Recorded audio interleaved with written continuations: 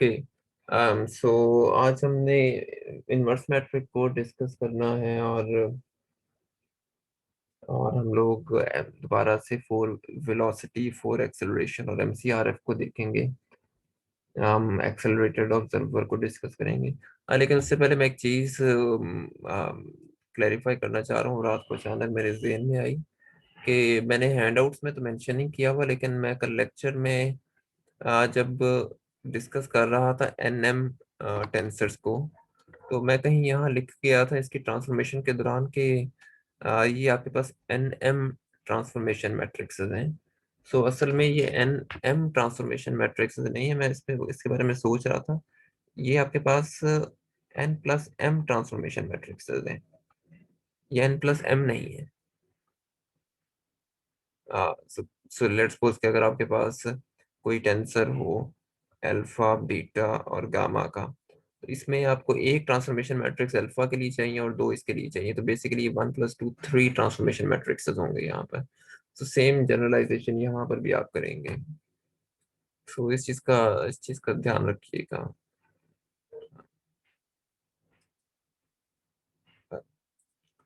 Okay, so let's see कि अब तक हम लोग क्या कर चुके हैं। आज मोस्ट प्रॉब्ली ना हमारा टेंसर्स वाला काम खत्म हो जाएगा, और इसके बाद ये हमें तकरीबन वैसे 2 हफ्ते पहले खत्म करना चाहिए था। हम 2 लेक्चर्स पीछे हैं। बहरहाल, हम इसके बाद थोड़ी सी फिजिक्स पढ़ना शुरू करेंगे अगले कोई 1 डेढ़ हफ्ता में टर्म के बाद, और आइंस्टाइन इक्विवेलेंस प्रिंसिपल को डिस्कस करेंगे। उसमें फिजिक्स है, मैथमेटिक्स इन्वॉल्व इतनी ज़्यादा नहीं है। और फिर हम दोबारा से कुछ मैथमेटिक्स करना शुरू करेंगे कर्व्ड सिस्टम्स पे, कर्व्ड सरफेसेस पे, और देखेंगे कि कैसे फिर हम कर्वेचर को डिफाइन करते हैं और आइंस्टीन इक्वेशंस तक पहुंचते हैं। बहरहाल, हम पहले स्टार्ट कर लेते हैं कि हमने अब तक पढ़ा क्या क्या हुआ है टेंसर्स में।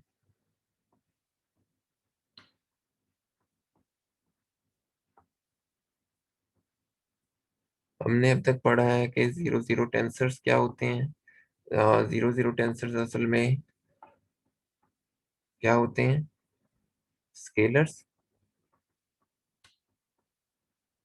हम यू आप इनको स्केलर फील्ड भी कह सकते हैं। अ, कोई भी नंबर असल में।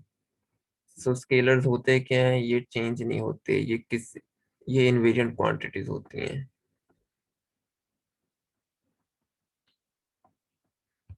देन हमने असल में असल में अगर हम जनरली देखें तो कोई भी, अगर मैं यहाँ पर टेंसर लिखूं, लेट्स सपोज के हम वेक्टर v लिख देते हैं।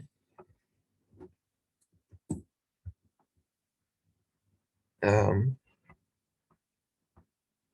आपको याद होगा कि हम जहां पर भी इन क्वांटिटीज को डिफाइन करते हैं कि ये कोई टेंसर क्वांटिटी है, 1 0 टेंसर है, तो ये असल में एक ज्योमेट्रिकल ऑब्जेक्ट होता है। हम इसको ज्योमेट्री की मदद से डिफाइन कर रहे हैं, इसकी कुछ ज्योमेट्रिकल इंटरप्रिटेशन कर रहे हैं। ये क्वांटिटी किसी भी फ्रेम ऑफ रेफरेंस में तब्दील नहीं होगी। आप इसको किसी भी सिस्टम में, किसी भी ट्रांसफॉर्मेशन में जाकर स्टडी करें, कोऑर्डिनेट ट्रांसफॉर्मेशन में, फ्रेम ट्रांसफॉर्मेशन में, ये आपको सेम रिजल्ट्स देती है। चीजें असल में तब्दील क्या होती हैं? तब्दील होने वाली चीजें ये हैं, बेसिस और कंपोनेंट्स, ये ट्रांसफॉर्म होते हैं। और ये जो चीजें ये इनवेरिएंट रहती हैं, ये चेंज नहीं होती, ये अनचेंज्ड होती हैं। सो ये चेंज होती हैं। किसी भी टेंसर को हम यूरी डिफाइन इस तरीके से करते आए हैं। अच्छा, उसके अलावा हमने जो दो स्पेसिफिक टेंसेस पे बहुत टाइम स्पेंड किया था, उनमें एक आपके पास 0 1 टेंसर हैं, जिनको आप वन फॉर्म्स कहते हैं,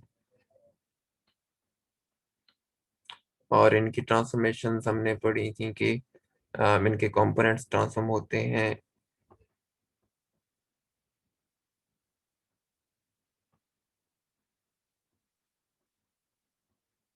इस तरीके से, और इनकी बेसिस ट्रांसफॉर्म होती हैं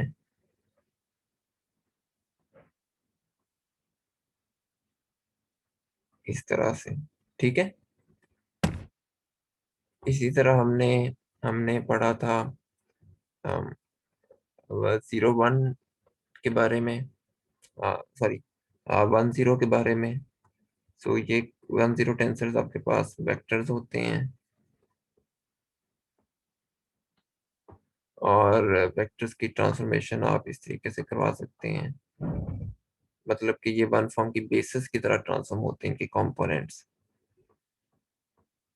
और इनके जो बेसिस वेक्टर्स हैं वो वन फॉर्म के कंपोनेंट्स की तरह ट्रांसफॉर्म होंगे।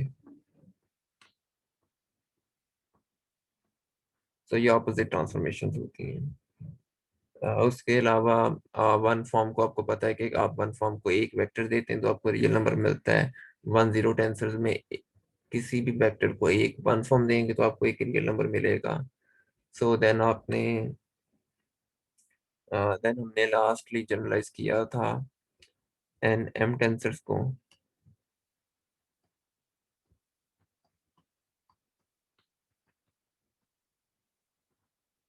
और एन एम टेंसर्स को हमने कहा था कि ये जो टेंसर्स होते हैं ये एन वन फॉर्म्स लेंगे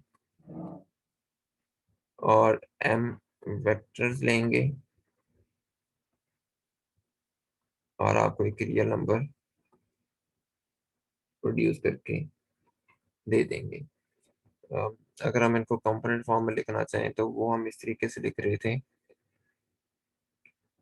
अल्फा 1 अल्फा n, सॉरी, हाँ ठीक है।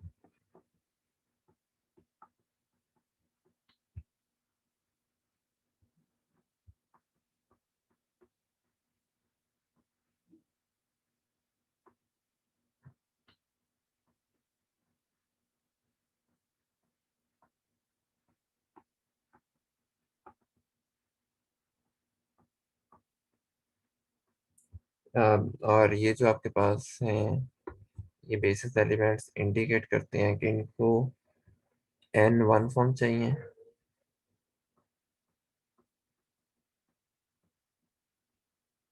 और ये जो है आपके पास ये इंडिकेट करते हैं कि ये बेसिस एलिमेंट इंडिकेट करते हैं कि इनको एम वेक्टर्स चाहिए, और बाकी इसी तरीके से हम इनके सबके ट्रांसफॉर्मेशन लॉज लिख सकते हैं जैसे हमने वेक्टर्स के लिखे थे। अच्छा, अब जो एक बड़ी एक अहम चीज है वो ये कि हम स्पेशल रिलेटिविटी में ये कहते हैं कि आपके जितने भी फिजिकल लॉज हैं वो तमाम इनर्शियल फ्रेम ऑफ रेफरेंसेस में सेम रहते हैं। हम अब हम फिजिकल लॉज और हम कह रहे हैं कि असल में ये जो टेंसर इक्वेशंस हैं ये फ्रेम इनवेरिएंट होती हैं, इनके कंपोनेंट्स और बेसिस वेक्टर्स चेंज होते हैं लेकिन इन जनरल ये ऑब्जेक्ट्स फ्रेम इनवेरिएंट होते हैं। इसका मतलब है कि आप अपने फिजिकल लॉज को टेंसर्स की फॉर्म में रिप्रेजेंट कर रहे हैं, तो जिसकी वजह से वो जो फिजिकल लॉज है वो तमाम फ्रेम ऑफ रेफरेंसेस में एक जैसी वैल्यू देते हैं। सो लेट्स सपोज कि अगर हमको इस तरह की इक्वेशन लिखता हूँ मैं यहाँ पर, A is equal to B plus C, मैं इक्वेशन नंबर 1 कह देता हूँ। यहाँ पर जो ए और बी हैं ये सारे के सारे टेंसर्स हैं, यानी ज्योमेट्रिकल ऑब्जेक्ट्स हैं।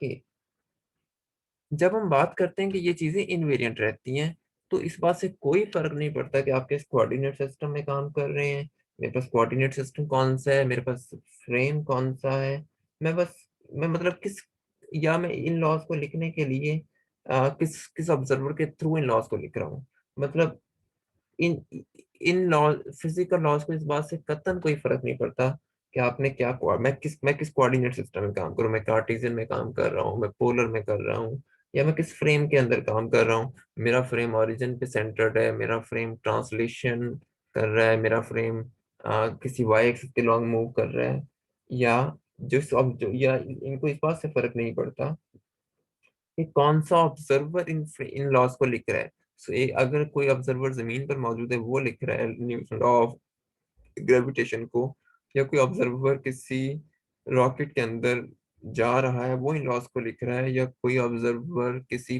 दूसरे प्लेनेट पे मौजूद है, से मार्स पे मौजूद है, वो इनको लिख रहा है, ये लॉस सबके लिए सेम होंगे। मतलब अल्टीमेटली जितने भी लोग हैं वो इस बात पर एग्री करेंगे कि इस लॉ की फाइनल फॉर्म यही है।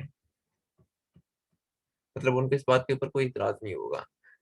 हाँ, अब ये इस बात डेफिनेटली डिफरेंट ऑब्जर्वर्स एफ और आर की ट्रांसफॉर्मेशन डिफरेंट तरीके से करेंगे डिपेंडिंग अपॉन देयर फ्रेम्स, लेकिन इस बात पर उनको कोई एतराज नहीं होगा कि इस लॉ की फाइनल फॉर्म यही है। सो सो जो इक्वेशन वन असल में हम कह सकते हैं कि फिर आपके पास इक्वेशन वन एक टेंसर इक्वेशन है।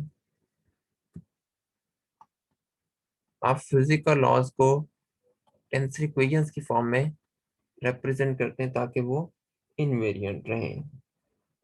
असल जब हम एडवांस कोर्सेज कर रहे होते हैं या फंडामेंटल साइंसेस को पढ़ रहे होते हैं, तो वैसे भी फिजिसिस्ट की एक कोशिश होती है कि वो चीज़ों को कंपोनेंट्स की फॉर्म में लिखें बजाय इस तरह लिखने के। मतलब A equal to B plus C is quite like an algebraic equation, कि आपके पास दो चीज़ें थी, आपने उनको ऐड किया और तीसरी चीज़ ए बना ली। सो असल में मकसद ये होता है कि हम उनको ज्यादातर फिजिसिस्ट पसंद करते हैं कि उनको कंपोनेंट्स की फॉर्म में लिखा जाए। अब असल चीज क्या है कि आखिर ऐसा करने के रीजंस क्या हैं कि हम उनको कंपोनेंट्स की फॉर्म में लिखना क्यों चाह रहे हैं। उसकी एक तो वजह ये होती है कि कंपोनेंट्स की फॉर्म में लिखी हुई चीजें देख के आपको पता लग जाता है कि ये आपके पास टेंसर्स हैं और ये किसी अप्रोप्रिएट ट्रांसफॉर्मेशन के जरिए ट्रांसफॉर्म होती होंगी ताकि आपको किसी डिफरेंट फ्रेम के अंदर कोई एक डिफरेंट इक्वेशन मिल जाए। सो यूजुअली हम इन इक्वेशंस को दो तरीकों से लिखते हैं, एक कंपोनेंट फॉर्म में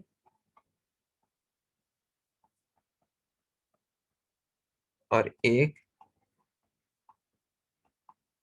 मैट्रिक्स फॉर्म में। मिसाल के तौर पर अगर आपने ये जो मिन्काउस्की मैट्रिक्स को लिखना है, आप इसको ईटा अल्फा बीटा लिख रहे हैं, ये इसकी कंपोनेंट फॉर्म है। और देन एक जगह आप लिख रहे हैं -1 और ये i3/3, ये इसकी इसकी मैट्रिक्स फॉर्म है। फिजिसिस्ट जो है वो ज्यादातर कंपोनेंट फॉर्म को प्रेफर करते हैं, लेकिन असल में लेकिन कभी कभी हम मैट्रिक्स फॉर्म भी यूज करते हैं क्योंकि हमें डेफिनेटली कैलकुलेशंस करनी होती हैं, और प्रैक्टिकल कैलकुलेशंस करने के लिए तो हम सिर्फ मैथ की टर्म्स को यूज नहीं कर सकते। हमें उसके लिए नंबर्स चाहिए और वो नंबर्स हमें मैट्रिक्स से मिल रहे होते हैं। सो बहरहाल इट डिपेंड्स कि हम किस तरह से काम करना चाह रहे हैं और क्या करना चाह रहे हैं। बहरहाल थ्योरी करते वक्त हम यूजुअली कंपोनेंट्स को ही ज्यादा प्रेफर करते हैं। मसलन अगर मैं इसी इक्वेशन को लिखूं जो मैंने अभी लिखी है, एज्यूम कर लेते हैं कि ये जो ए बी प्लस सी, ये ए बी और सी है, ये आपके पास कोई 0 2 टेंसर्स हैं। So let me call that इसकी इंडिसेस फिर ए अल्फा बीटा होंगी।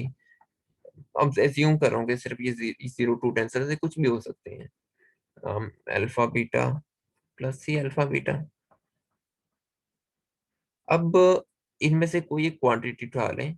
सो लेट से कि हम बी को ले लेते हैं और मैं किसी ऐसे फ्रेम में चला जाता हूँ जहां पर इसके कोऑर्डिनेट बन जाते हैं अल्फा बार बीटा बार, और वहां पर मुझे पता है कि ये कैसे ट्रांसफॉर्म होंगी।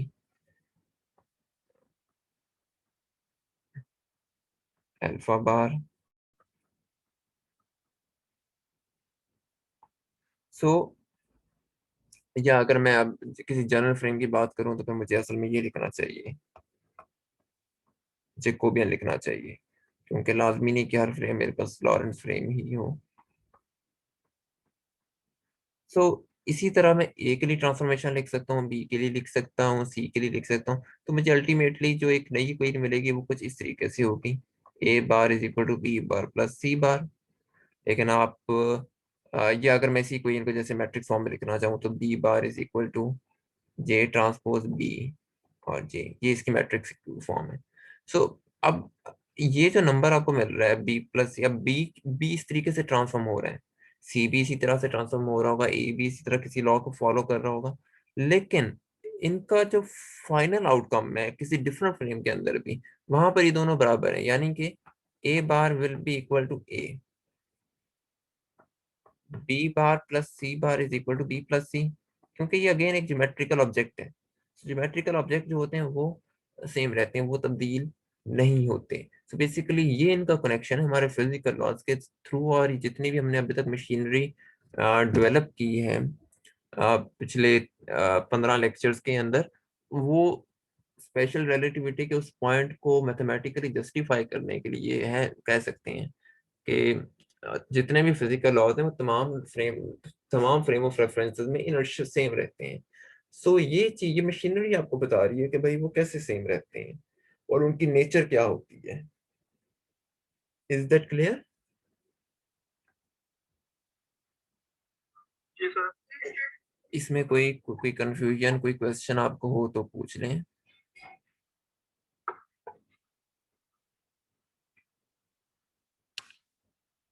Okay, alright, good. चलें अब हम डिस्कस करते हैं कल इनवर्स ऑफ अ मैट्रिक को।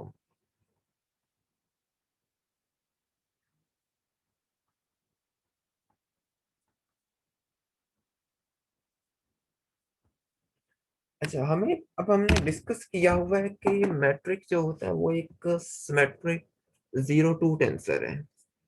उसको अम, आप एक वेक्टर दे, आप उसको दो वेक्टर्स देते हैं और वो आपको एक रियल नंबर प्रोड्यूस करके दे देते हैं।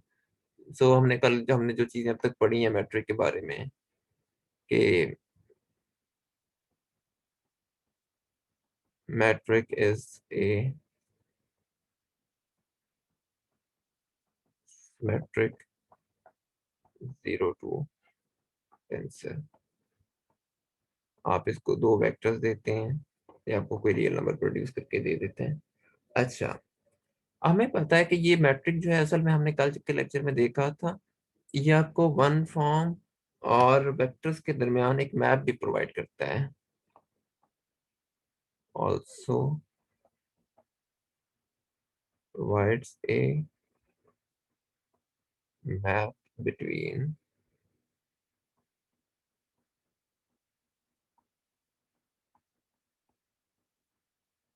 One forms. और मसलन अगर हम इसको सिर्फ एक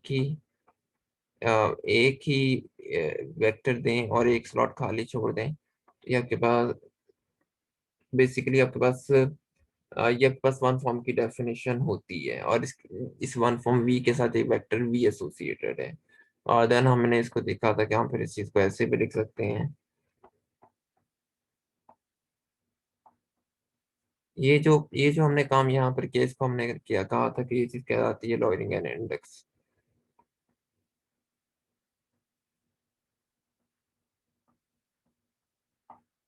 अब हम जरा इस प्रोसेस को थोड़ा और डिटेल में देखते हैं।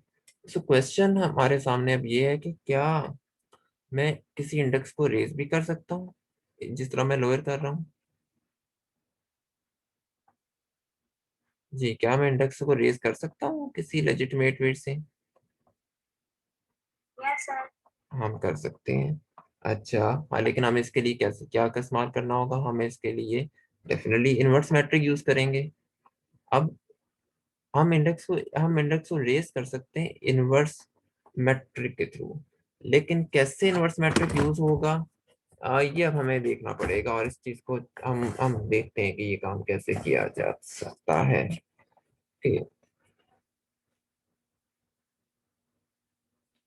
सो लेट्स से कि मेरे पास ये इक्वेशन मैं दोबारा से लिख लेता हूँ।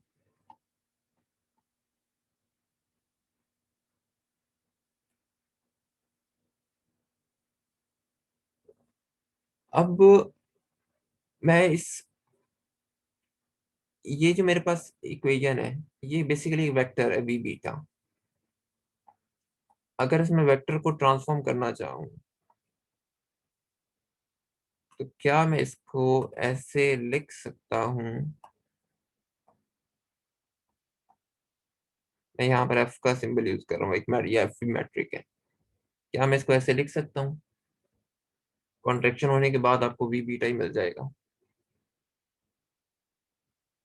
Yes sir. ठीक है, मैं इसको, इसका मतलब है ऐसे लिख सकता हूँ। यहाँ पर असल में हमने किया क्या है कि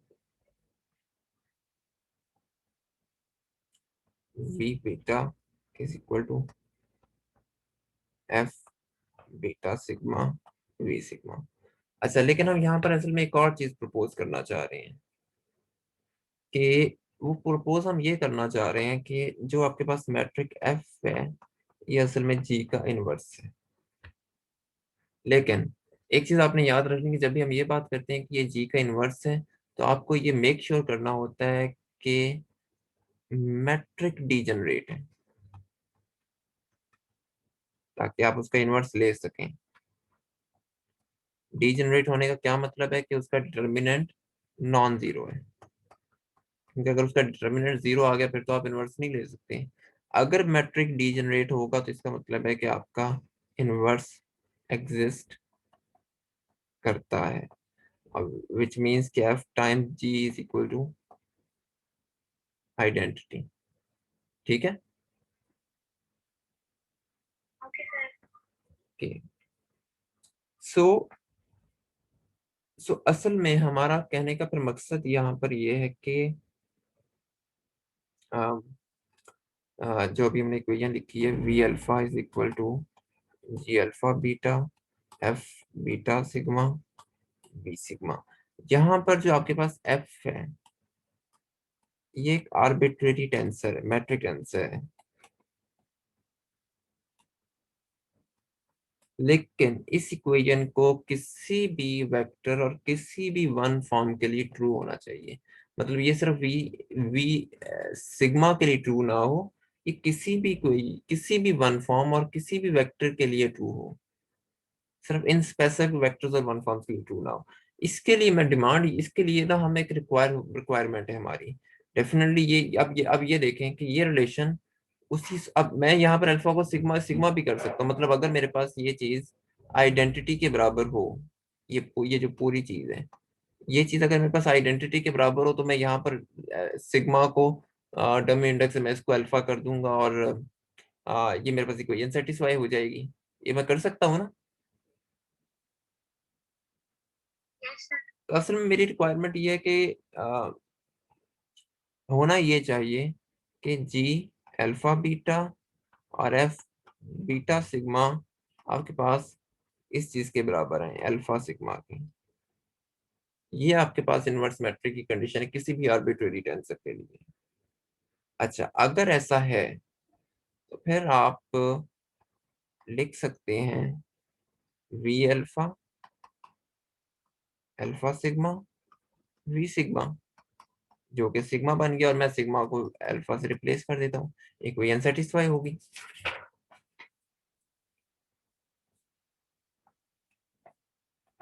यहाँ तक बात समझ में आ रही है ना। अच्छा, लेकिन अब हमने ना एक काम खराब किया है। यहाँ पर हमने एक क्लेम कर दिया है। हमने क्लेम ये किया कि आप कौन से यहाँ से एक इंडेक्स को उठाएं ऊपर ले जाएं तो जो नया मैट्रिक बनता है वो आपका इनवर्स होगा। यही बात कर रहे हैं ना हम। हम ये बात कर रहे हैं कि आपने इंडेक्स को ऊपर से नीचे लेके आना, तो आपने मैट्रिक किया है, नीचे से ऊपर लेके जाना तो फिर आपने एक मैट्रिक यूज किया है। लेकिन ये वाला जो मैट्रिक है ये पिछले मैट्रिक का इनवर्स मैट्रिक है। सो अब क्लेम हमारा यहाँ पर ये बन रहा है कि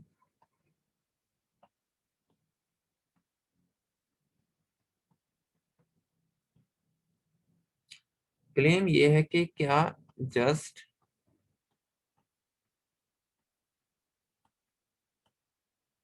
bye raising an index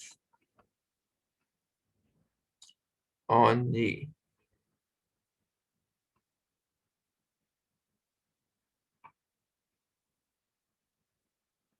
are we able to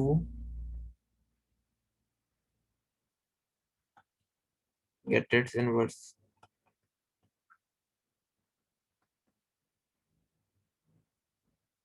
क्या हम सिर्फ इंडेक्स को रेस करके मैट्रिक किसी भी टेंसर का इनवर्स जनरेट कर सकते हैं, किसी भी मैट्रिक टेंसर का? बेसिकली इन जनरल ऐसा ट्रू नहीं होता।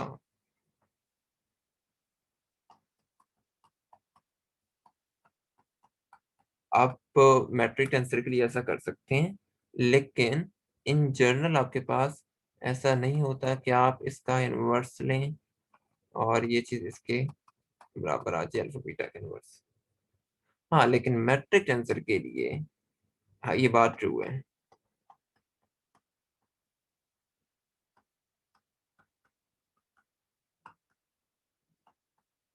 कि T alpha beta is equal to. So let's इसको अब हम प्रूव करते हैं इस बात को। सो मेरे पास दो इक्वेशंस हैं।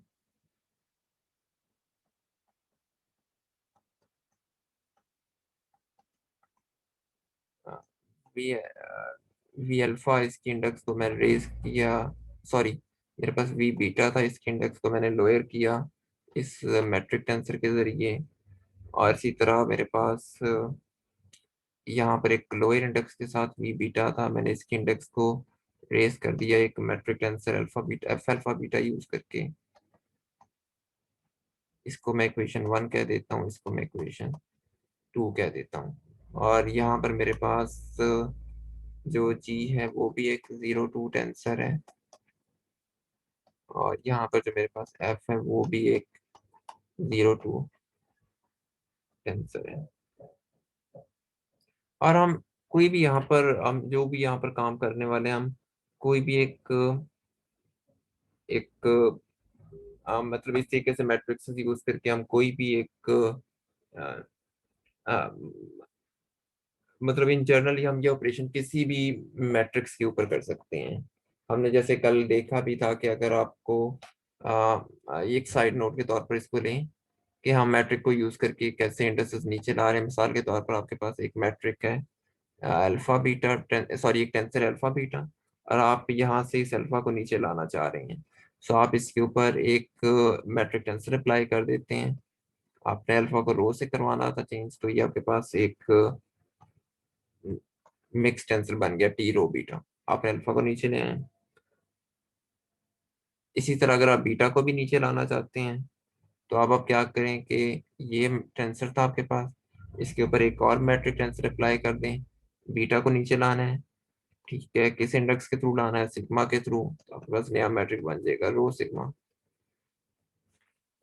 क्लियर है? सो आप जी नहीं, ये कोई भी हो सकता है, मतलब कोई भी हो सकता है, लेकिन आपको इंडेक्स को लेकिन एक मैट्रिक टेंसर एक इंडेक्स को ही नीचे लाएगा असल में। मतलब अगर मैं ये करना चाह रहा हूँ ना कि मैं इस अल्फा और बीटा दोनों को नीचे लाना चाह रहा हूँ, और मैं कह रहा हूँ कि नीचे ला के मैंने इनको रो और सिग्मा बना देना है, तो फिर आपको यहाँ पर हाँ जी दो यूज करने पड़ेंगे। मिसाल के तौर पे मैं बीटा को सिग्मा से रिप्लेस कर रहा हूँ और मैं अल्फा को रो से रिप्लेस कर रहा हूँ। ठीक है।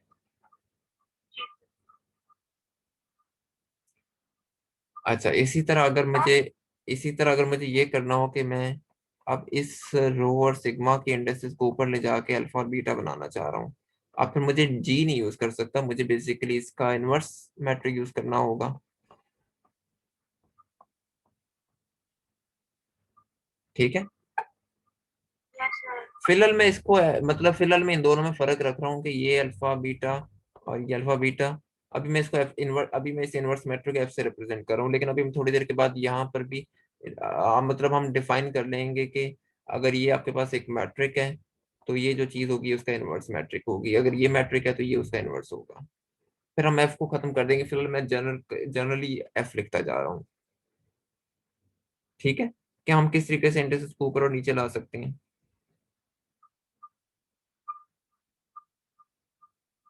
ये दोनों 0 2 टेंसर्स हैं।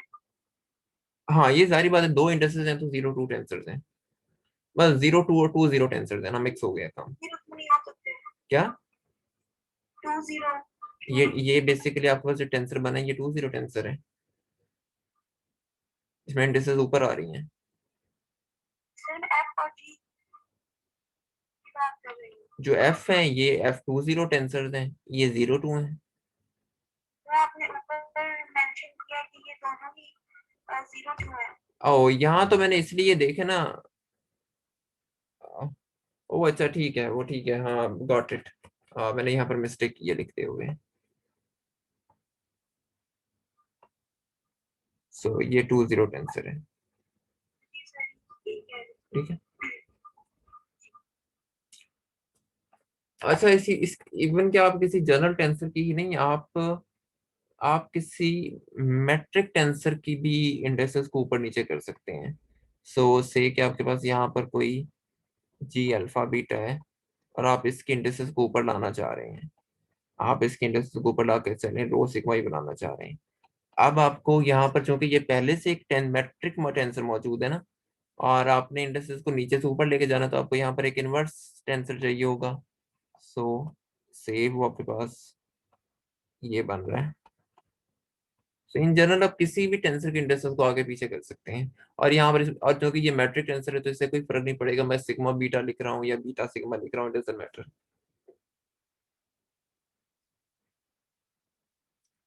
ठीक है।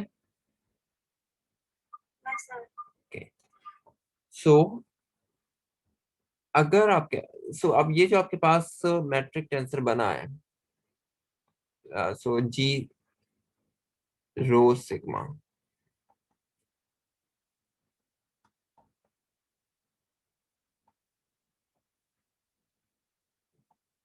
क्या ये दोनों ओपिनियंस बराबर है, left hand side is equal to right hand side है?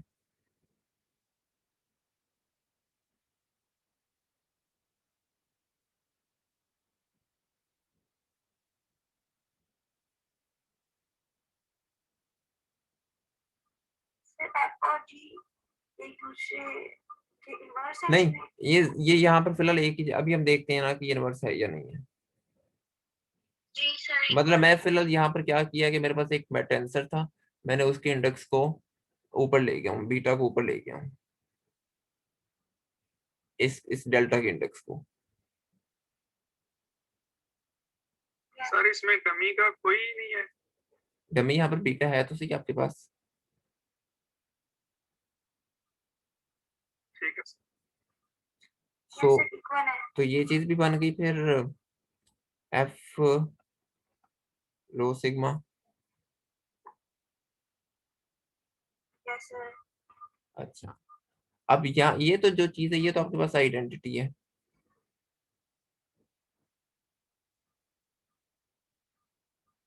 ठीक है। और ये आपके पास एक मैट्रिक है, ये भी एक मैट्रिक है आपके पास। क्या ये चीज फिर क्वालिफाई नहीं कर रही कि इस चीज को मैं, क्योंकि अगर ये दोनों बराबर हैं तो क्या मैं इस चीज को ऐसे नहीं लिख सकता इसका इनवर्स लेके? Yes sir. क्योंकि आपके पास एफ और जी ये उसी सूरत में आइडेंटिटी देगा ना जब आपके पास एफ जी इनवर्स आ रहा होगा।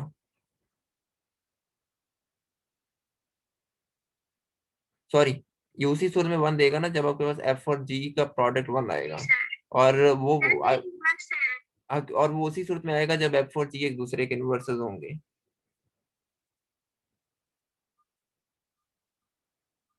ये बात समझ में आ रही है? हाँ सर। अच्छा। सो अच्छा इसको दोबारा देखते हैं। हम कहना ये चाह रहे हैं कि आपने जो ऊपर भी मैट्रिक डिफाइन किया है, आ, मतलब अभी हम ये कहना चाह रहे हैं कि जो भी हमने दो इक्वेशंस लिखी थी, वी अल्फा और वी अल्फा, इसमें जी और एफ जो है वो एक दूसरे के इनवर्सेस हैं। ये एक दूसरे के इनवर्सेस कब होंगे? जब इन दोनों को मल्टीप्लाई करें और आपको आइडेंटिटी मिले। ठीक है। और आइडेंटिटी आपको कब मिल सकती है? अच्छा उसके लिए हम ये करते हैं, यानी कि अब हमें पता है कि अगर हम इनको मल्टीप्लाई करेंगे तो हमें आइडेंटिटी मिलेगी। क्लियर? Yes sir. तो अगर मेरे पास यहाँ पर एक आइडेंटिटी टेंसर मौजूद हो, रो बीटा, मैं इसके इंडेक्स को ऊपर लेके जाना चाह रहा हूँ बीटा को, मैं यहाँ पर क्या करूंगा, मैं यहाँ पर एक बीटा मैट्रिक टेंसर इस्तेमाल कर लूंगा।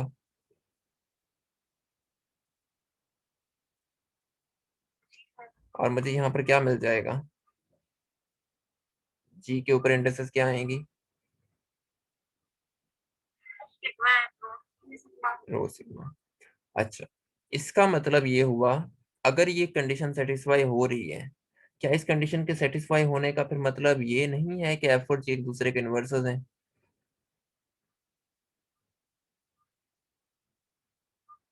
अदरवाइज अदरवाइज एफ और जी को मल्टीप्लाई करने से मुझे आइडेंटिटी नहीं मिलती। और इस बात का एक मतलब ये है कि G is equal to F inverse I, या F is equal to G inverse I.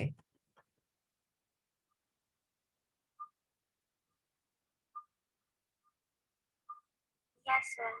Clear है? सो बेसिकली यहाँ पर आपको फिर जो आपके पास इक्वेशन बन रही है वो बन रही है F rho sigma is equal to G inverse rho sigma. Sir ये तो हमारी सिर्फ assumption है कि इसको मल्टीप्लाई करेंगे तो आइडेंटिटी आएगा, लेकिन अगर ना आए तो?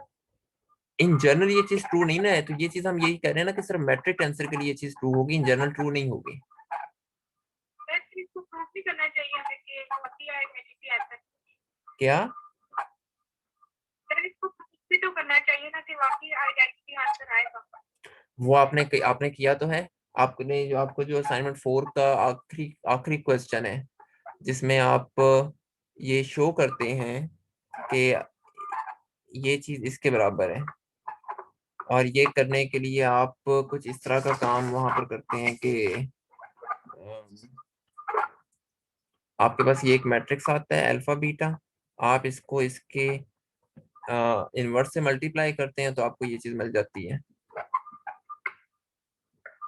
सॉरी,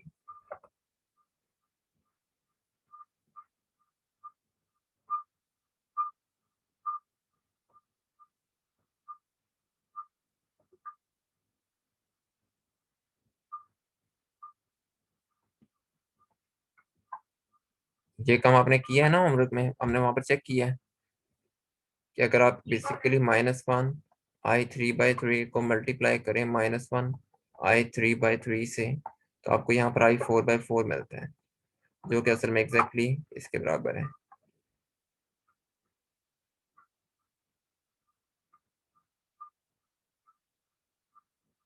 और इस तरह आप चाहे तो कोई भी मैट्रिक आंसर ले लें, मिसाल के तौर पर आप पोलर में लिख लें 1 0 0 R² कर लें, और यहाँ पर 1 0 0 1/R² कर लें। इनको मल्टीप्लाई करके देखते हैं। 1, और पहली रो पहला कॉलम 1 और 0, 1 0 0 0 0 0 R² 1।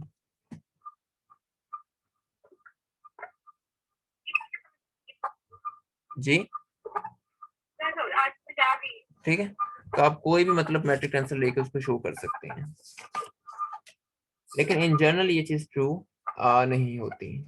सो अभी तक ये जो हमने दो चीजें नहीं पढ़ी, ये जो जो दो इक्वेशंस की हम बात कर रहे हैं कि इनके जरिए आप इंडेक्स को ऊपर और नीचे कर सकते हैं, इन चीज को इसको इस मशीनरी का नाम है इंडेक्स जिम्नास्टिक्स।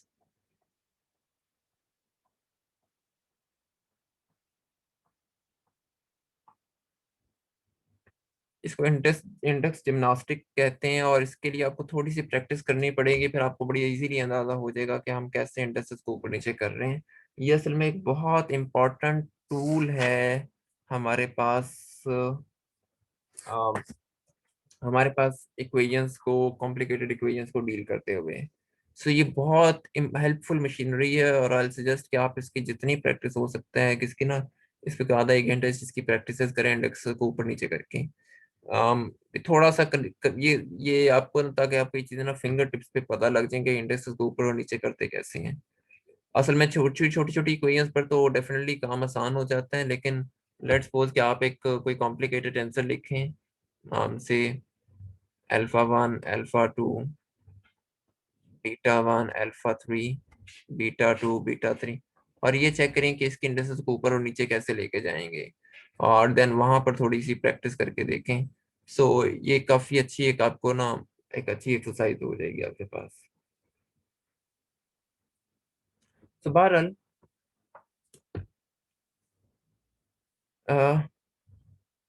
हमने फिर अब हमने अब हमने ये कंक्लूड किया है कि इनवर्स मैट्रिक जो होता है आपके पास is a symmetric two zero tensor, यानी inverse of ji.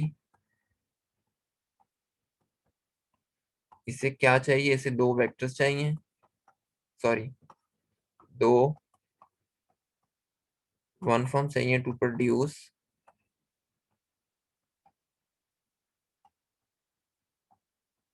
Real number. So अब मैट्रिक असल में कर क्या रहे हैं? इसी अगर हम पिक्टोरियल रिप्रेजेंटेशन करना चाहें तो लेट्स सपोज कि आपके पास यहाँ पर एक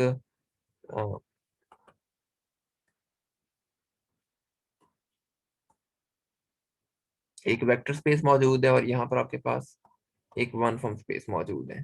तो अगर आप वेक्टर से वन फॉर्म्स में जाना चाह रहे हैं तो आपको मैट्रिक टेंसर चाहिए। अगर आप वन फॉर्म से वेक्टर्स में आना चाह रहे हैं तो आपको इनवर्स मैट्रिक चाहिए। ठीक है, यस सर। ये सारा लुबे लुबाब था हमारी अब तक की डिस्कशन का। इसमें कोई कंफ्यूजन है? कुछ समझ आ रही है कोई बातें?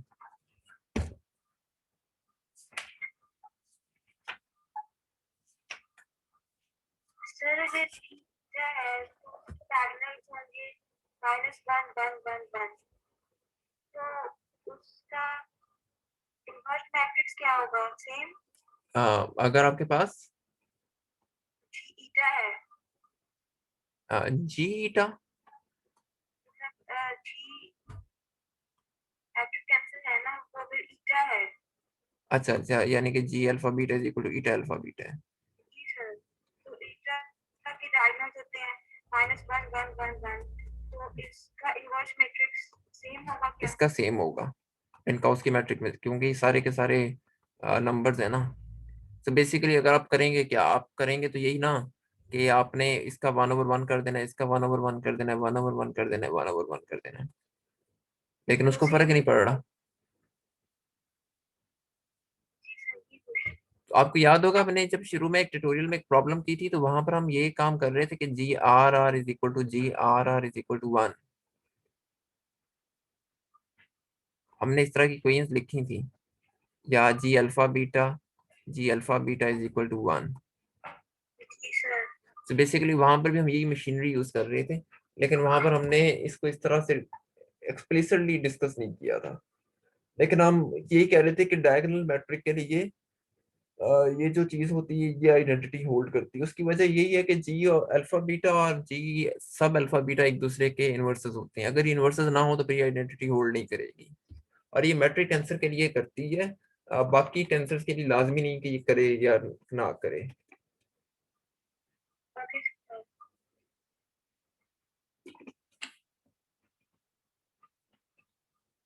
तो यहाँ तक किसी का कोई क्वेश्चन और?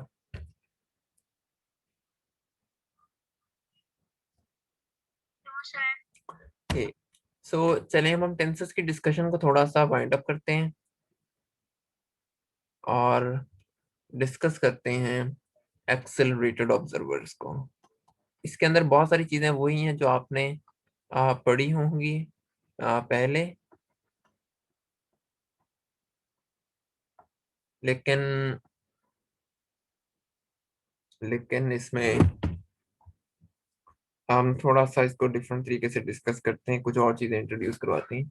उससे पहले एक थोड़ा सा एक रिव्यू कर लेते हैं कि सपोज करते हैं कि आपके पास एक ऑब्जर्वर है, वो किसी टीएक्स फ्रेम में मौजूद है, रेस्ट की हालत पे है। आप इसकी वर्ड लाइन कैसे ड्रॉ करेंगे किसी स्टेशनरी ऑब्जेक्ट की? सो लेट्स सपोज कि जो मेरा ऑब्जेक्ट है वो यहाँ पर मौजूद है, इस पॉइंट x0 पर। इसकी वर्ड लाइन क्या होगी किसी स्टेशनरी ऑब्जेक्ट की जो x0 पर मौजूद है? सर टी के पैरेलल। ठीक है, पैरेलल, बिल्कुल ठीक है।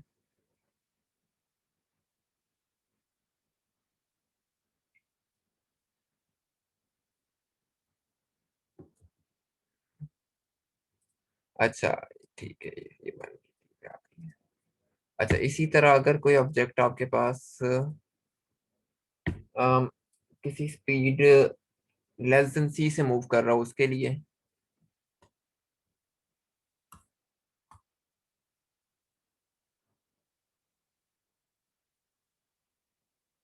अगर कोई ऑब्जेक्ट वी लेस देन सी से मूव कर रहा हो, उसके लिए वर्ल्ड लाइन कैसी बनेगी? सर किससे माफ कर रहा हूँ? स्पीड ऑफ लाइट से कम स्पीड से, किसी भी वेलोसिटी वी से।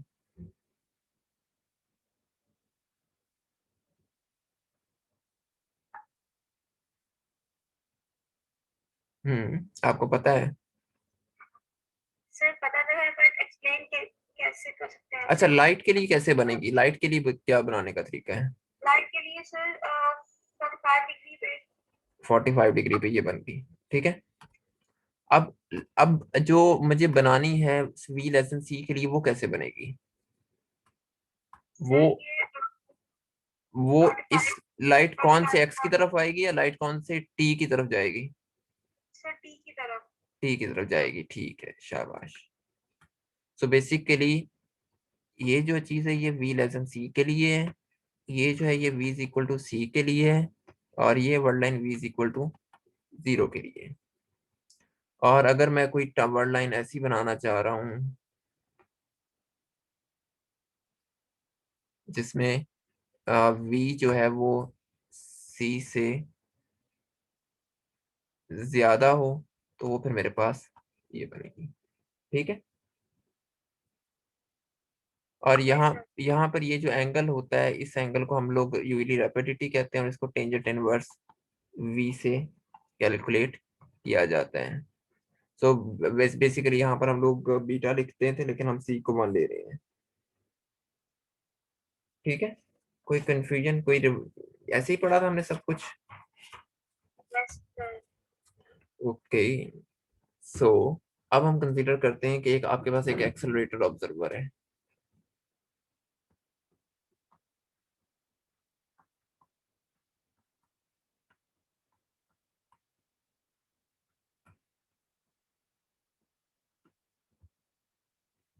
सो एक्सेलरेटेड ऑब्जर्वर ड्रॉ कर लेते हैं हम लोग।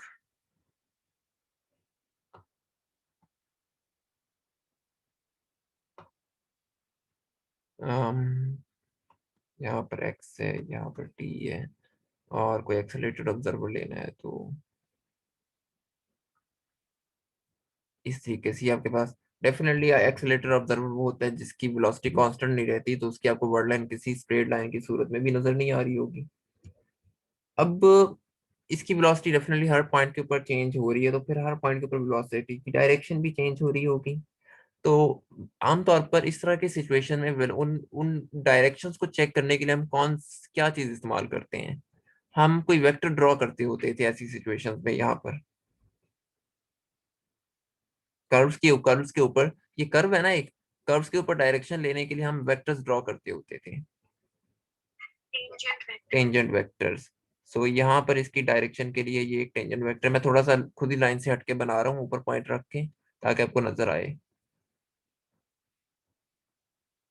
सो ये जो टेंजेंट वेक्टर्स हैं, ये आपको इनकी डायरेक्शन बता रहे हैं। मिसाल के तौर पर इस पॉइंट पी के ऊपर इसकी वेलोसिटी ये होगी, और इसी तरह अगले पॉइंट के ऊपर इसकी वेलोसिटी ये होगी। सो आप इस ऑब्जर्वर की फोर वेलोसिटी को फिर हमने हमने पढ़ा हुआ है कि इसकी फोर वेलोसिटी को हम डिफाइन कर सकते हैं। U alpha is equal to D X alpha over D D आगे, कम ऑन गाइस,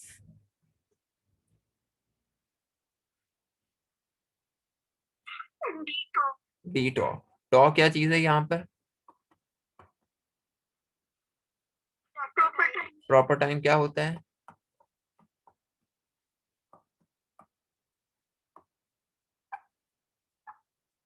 वो टाइम जो किसी भी ऑब्जर्वर के लिए उसके रेस्ट फ्रेम में होता है, उसको प्रॉपर टाइम कहते हैं।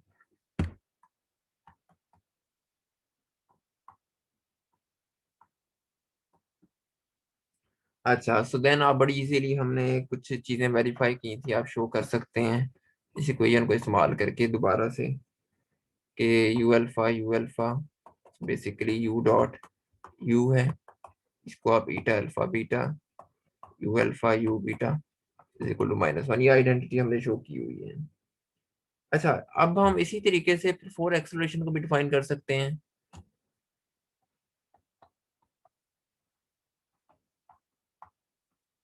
हम यूजल हमारी डेफिनेशन पर एक्सेलरेशन की यही होनी चाहिए कि A alpha is equal to D U alpha over D tau, यानी D square X alpha over D tau square.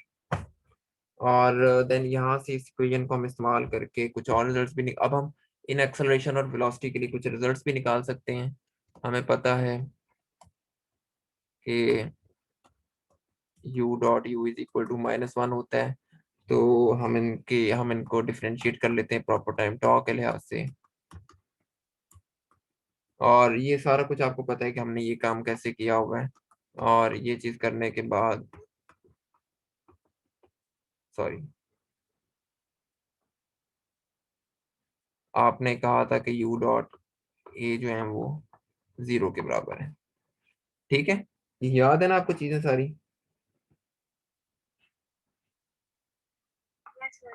अब यहाँ पर ये इक्वेशन आपको बता क्या रही है? ये इक्वेशन आपको ये बता रही है कि u और a जो है वो ऑर्थोनॉर्मल है, सॉरी ऑर्थोगोनल है, ऑर्थोनॉर्मल नहीं है। ये आपके पास ऑर्थोगोनल फॉर वेक्टर्स हैं, लेकिन सिर्फ मिन्काउस्की मैट्रिक के लिहाज से। अगर ये किसी और वेक्टर के लिहाज, किसी और मैट्रिक के लिहाज से ट्रांसफॉर्म हो रहे हैं, तो then may be equation hold ना करें। लेकिन मिन्काउस्की मैट्रिक के लिहाज से, यानी कि स्पेशल रिलेटिविटी के अंदर, आपके पास u और a जो होंगे हमेशा एक दूसरे के ऑर्थोगोनल आएंगे। इट डजंट मैटर कि आपका जो ऑब्जर्वर है वो एक्सेलरेटेड है या नहीं है। मतलब अगर तो वो अनएक्सेलरेटेड नहीं है, फिर तो हम सिंपली स्पेशल रिलेटिविटी में काम कर रहे हैं। लेकिन अगर वो इवन के एक्सेलरेट भी कर रहा है, फिर भी ये इक्वेशन होल्ड करती है। So let me call this equation number 1। अच्छा, अब हम इस इक्वेशन को इस्तेमाल करके, ये हमारे पास एक बड़ा इंपॉर्टेंट रिजल्ट है। हम इस इक्वेशन 1 को इस्तेमाल करके इस ऑब्जर्वर की ट्रेजेक्टरी लिखना चाह रहे हैं। ट्रेजेक्टरी से मुराद है कि इसकी ट्रेजेक्टरी किस किस्म की होगी, उसके लिए एक्स और टी की इक्वेशंस क्या होंगी, हम वो लिखना चाह रहे हैं। क्लियर? अब वो हम लिखेंगे कैसे? तो चलिए मैं उसके लिए ऐसा करता हूं कि अब हम करना क्या चाह रहे हैं, use equation 1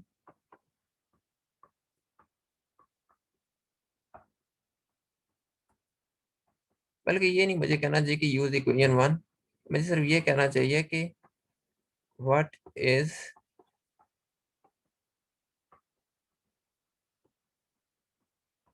trajectory of this accelerated observer। इस ऑब्जर्वर की ट्रेजेक्टरी क्या होगी, इस एक्सेलरेटेड ऑब्जर्वर की। लेकिन ये करने से पहले, हम ट्रेजेक्टरी की तरफ आने से पहले पहले हम एक और डायग्राम बनाते हैं, उसको थोड़ा सा डिस्कस कर लेते हैं। लेट्स सपोज कि हम दोबारा से वही डायग्राम बना रहे हैं। और यहाँ पर आपके पास t है, यहाँ पर आपके पास x है, और यहाँ पर आपके पास कोई एक्सेलरेटेड ऑब्जर्वर है।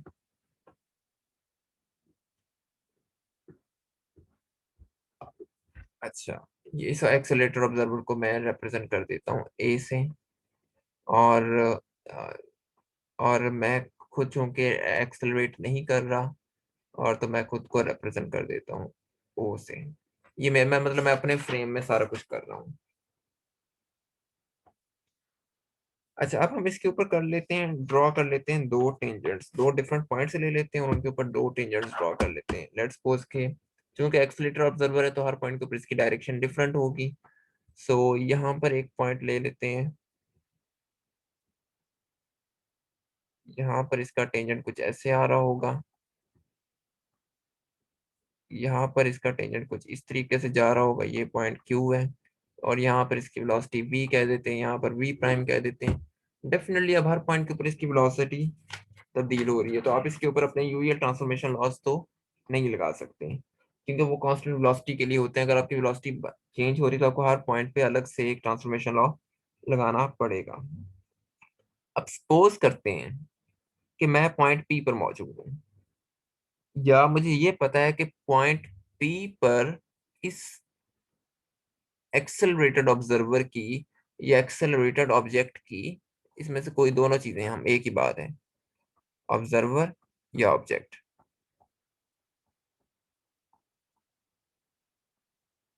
सपोज करते हैं कि मैं पॉइंट पी पर मौजूद हूं और मुझे पता है कि पॉइंट पी पर इसकी वेलोसिटी v के बराबर है, ठीक है, और उस वेलोसिटी को मैंने टेंजेंट वेक्टर से कैलकुलेट की है। यहाँ तक क्लियर है बात? ये आपको ना पॉइंट्स अब जहन में याद रखने पड़ेंगे मैं क्या बात कर रहा हूँ। Yes sir. मैं एक इनर्शियल ऑब्जर्वर हूँ, मेरे कोऑर्डिनेट्स यहाँ पर ओ वाले कोऑर्डिनेट्स हैं टी और एक्स। मैं अपने फ्रेम में रहते हुए ऑब्जर्व कर रहा हूँ ए को, जो कि एक एक्सेलरेटेड ऑब्जर्वर है या ऑब्जेक्ट है। यानी कि मैं बेसिकली ए को देख रहा हूँ, इस वक्त ए मूव कर रहा है। अब जब ए पॉइंट पी से गुजरता है, तो मैं चूंकि खुद उस पॉइंट पी पर मौजूद हूँ, मतलब मेरी वेलोसिटी वही है जो ए की उस पॉइंट पी पर है, तो मुझे पता लग जाता है कि अब ए ने वेलोसिटी वी अचीव कर ली है। क्लियर? यानी मैं एक ऐसे फ्रेम में मौजूद हूँ, इसको इस तरीके से देखें कि लेट्स सपोज कि यहाँ पर आपके पास ए इस वक्त यहाँ से गुजरा और इसकी वेलोसिटी v है। अब मैं एक ऐसे फ्रेम में इस पॉइंट के ऊपर, मेरा फ्रेम एक ऐसा फ्रेम है जिसकी अपनी वेलोसिटी v है, तो लिहाजा मुझे पता लग जाता है कि मेरी जो रिलेटिव वेलोसिटी है यहाँ पर इसके लिहाज से वो जीरो है। मतलब ये ऑब्जेक्ट मेरे लिहाज से रेस्ट की हालत में आ गया, तो मैं कह दूंगा, मैं क्लेम कर दूंगा कि इसकी वेलोसिटी जो होगी वो वीक होगी, क्योंकि मुझे पता है मेरा फ्रेम वी के लिहाज से मूव कर रहा है। तो जहां पर मेरी रिलेटिव वेलोसिटी उसके लिहाज से जीरो हो जाएगी या उसकी रिलेटिव वेलोसिटी मेरे लिहाज से जीरो हो जाएगी, मैं कह दूंगा कि इस ऑब्जर्वर की, सॉरी, इस एक्सीलरेटेड ऑब्जर्वर की वेलोसिटी भी v है। क्लियर? Yes sir. इसका मतलब है कि अब यहाँ पर आपका आ, और मुझे ये बात क्यों पता है, क्योंकि मेरा अपना फ्रेम एक्सेलरेट नहीं कर रहा कम से कम पॉइंट पी पर। तो अगर मैं उस बहुत ये सिर्फ एक इंस्टेंट के लिए इस पॉइंट से गुजरेगा, उसके बाद तो इसकी अब डेफिनेटली जैसे ये किसी अगले इंस्टेंट पे जाएगा, इसकी वेलोसिटी तब चेंज हो जाएगी। तो क्या अगले इंस्टेंट पर इसकी वेलोसिटी भी होगी? चेंज हो जाएगी, क्योंकि ये एक एक्सेलरेटेड ऑब्जर्वर है। तो मुझे फिर क्या करना पड़ेगा, मुझे फिर अपना फ्रेम तब्दील करना पड़ेगा, और मैं फिर मेरी अगले इंस्टेंट पे मेरी वेलोसिटी v प्राइम होगी, तो फिर मैं कहूंगा कि अच्छा ये पॉइंट क्यू पे भी रेस्ट की हालत में है, मतलब मैं इसकी वेलोसिटी कैलकुलेट कर सकूंगा, अदरवाइज तो नहीं कर सकता। Yes sir. इसका मतलब है ये है कि मुझे हर इंस्टेंट के ऊपर अपने फ्रेम को बार बार तब्दील करना पड़ता है, ताकि मैं इस एक्सेलरेटर ऑब्जेक्ट की वेलोसिटी कैलकुलेट कर सकूं, अदरवाइज वो अपनी वेलोसिटी को तब्दील करता रहेगा बार बार। सो लेकिन इसका मतलब ये कि मैं कुछ ना कुछ मैं ऐसे फ्रेम कंस्ट्रक्ट कर सकता हूं जिसमें मेरी, यानी ओ की और इस एक्सेलरेटेड ऑब्जर्वर की जो रिलेटिव वेलोसिटीज हैं वो जीरो है, जिसमें मेरे लिहाज से ऑब्जर्वर रेस्ट की हालत में होगा। तो इस तरह के फ्रेम्स को हमने पहले भी बात की थी, इस तरह के फ्रेम्स को हम यूजली MCRF का नाम देते हैं, मोमेंटेरली को मूविंग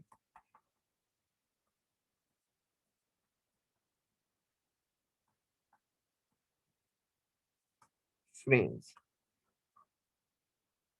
इसको हम डिफाइन इस तरीके से करते हैं कि an inertial frame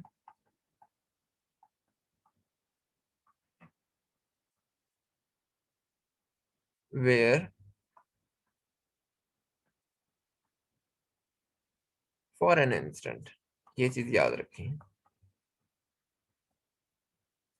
the accelerated object, the accelerating object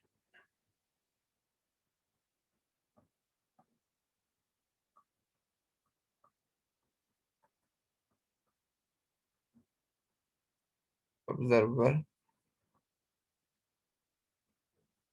is at rest। जिसमें आपको एक्सेलरेटिंग ऑब्जेक्ट या ऑब्जर्वर रेस्ट की हालत में नजर आता है, वो फ्रेम आपका उस इंस्टेंट के ऊपर वो फ्रेम आपका मोमेंटरीली को मूविंग रेफरेंस फ्रेम होता है।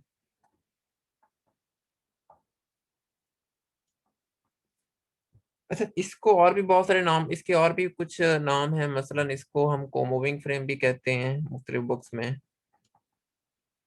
क्योंकि कोमूविंग फ्रेम क्यों कहते हैं, क्योंकि असल में ये आपके एक्सेलरेटेड ऑब्जर्वर के लिहाज से को मूव कर रहा होता है, जैसे जैसे वो मूव करता है उसके साथ मूव करता है, तो बेसिकली कोमूविंग है।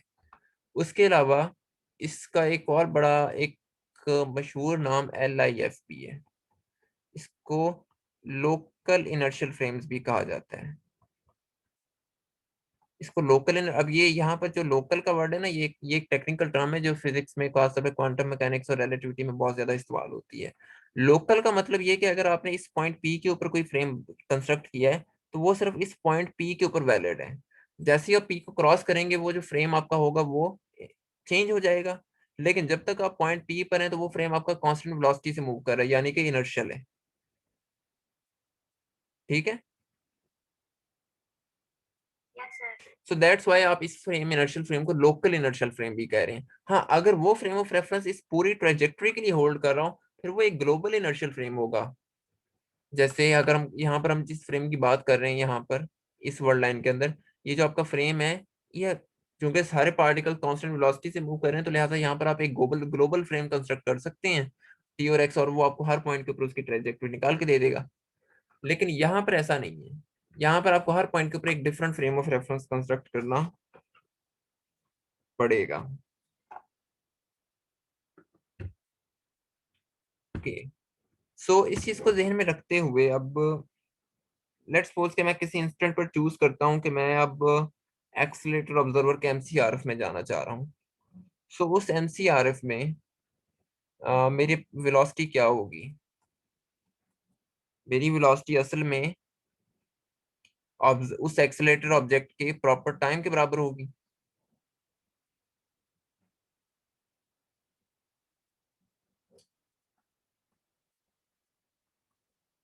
यानी कि ये चीज बनेगी, इसकी वजह क्या है? क्योंकि मेरे पास यहाँ पर एक्स नॉट जो है वो टाइम असल में टॉ के बराबर आ जाएगा, मेरा टाइम असल में उसके प्रॉपर टाइम के बराबर है। तो जब मैं DX0 को डी टॉ के लिहाज से डिफरेंशिएट कर रहा हूँ,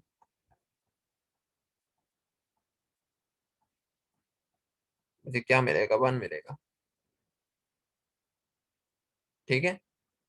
यस सर। और बाकी तो वैसे, क्योंकि और बाकी बाकी तो क्योंकि मैं उस वक्त रेस्ट की हालत में, उस मोमेंटरी फ्रेम के अंदर, तो जो बाकी कंपोनेंट्स होंगे वो तो आपके पास वैसे ही जीरो हो जाएंगे। हमें एक और चीज भी पता है, वो ये कि A.UMCRF आपका 0 के बराबर होता है। चलें अब इसको इवेलुएट कर लेते हैं। -A0 U0 +A1 U1 +A2 U2 A3 U3 is equal to 0। -A0 × 1 A1 × 0 equal to 0। अच्छा, यहाँ पर आपके पास इक्वेशन सिर्फ बन रही है -A0 = 0, यानी कि A0 = 0। ये एक बड़ा इंपॉर्टेंट रिजल्ट है। ये रिजल्ट ये कह रहा है कि आप जिस मर्जी MCRF में चले जाएं, जिस मर्जी इनर्शियल फ्रेम के अंदर हो, आपके पास एक्सेलरेशन का टाइम कंपोनेंट हमेशा 0 ही होगा। लेकिन मैं यहाँ पर एक्सेलरेशन के बाकी कंपोनेंट्स के बारे में कुछ नहीं कह सकता। मतलब मुझे A1 A2 और A3 के बारे में नहीं पता कि वो 0 होंगे या नहीं होंगे। वो हो भी सकते हैं। अगर आपका ऑब्जेक्ट कांस्टेंट एक्सेलरेशन से मूव कर रहा है, फिर तो वो 0 होंगे, मतलब सॉरी, कांस्टेंट वेलोसिटी से मूव कर रहे हैं, फिर तो फिर तो जितने भी स्पेशल कंपोनेंट्स है वो 0 होंगे। लेकिन अदरवाइज वो नॉन 0 भी हो सकते हैं। सो फिलहाल मेरे पास जो मोस्ट जनरल फॉर्म आ रही है फॉर एक्सेलरेशन की, वो ये बन रही है।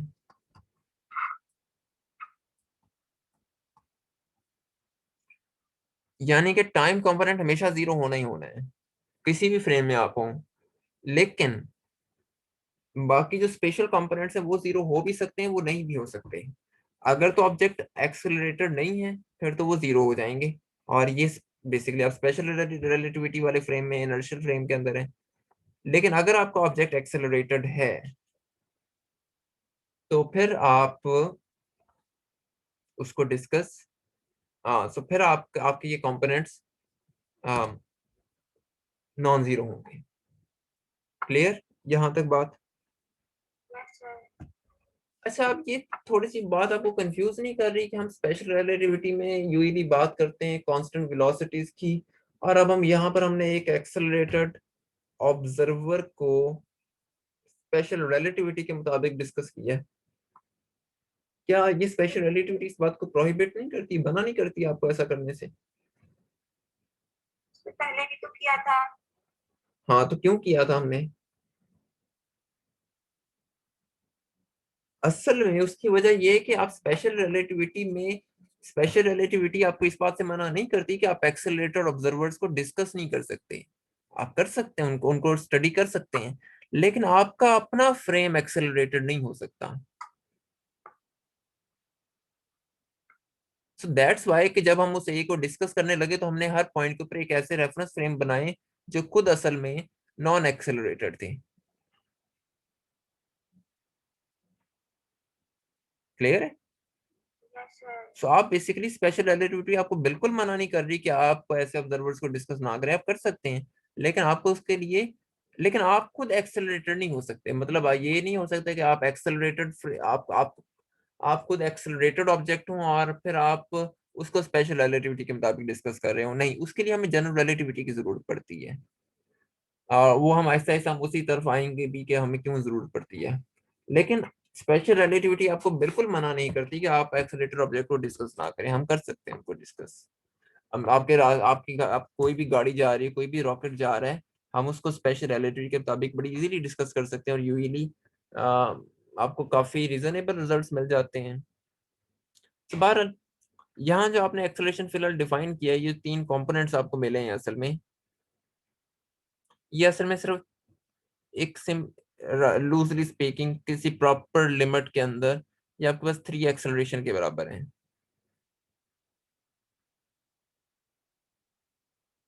ठीक है? So basically I is from 1 2 3। तो आपके पास सिर्फ एक एक इन सम सेंस ये कि यूक्लिडियन स्पेस का एक्सेलरेशन है, क्योंकि इसके स्पेशल कंपोनेंट्स हैं x4 वेक्टर 4 एक्सेलरेशन के। So it's just like an in some limit, मैं लिख देता हूँ, in some proper limit it is just ordinary acceleration.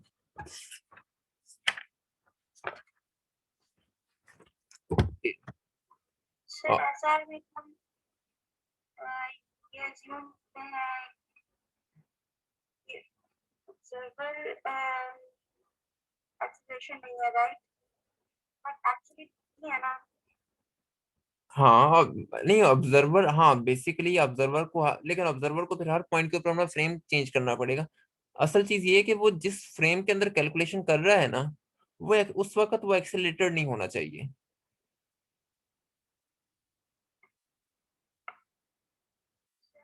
Sir real life में तो हर चीज होती है हाँ, रिलेटेड। एक्स ऐसे ही है। तो फिर उसके लिए या तो आप हर पॉइंट के ऊपर एनसीआरएफ कंस्ट्रक्ट करते रहे उनको स्टडी करने के लिए। मतलब से एक गाड़ी जा रही है, सो लेट्स सपोज की ट्रेजेक्टरी कुछ इस तरीके से है,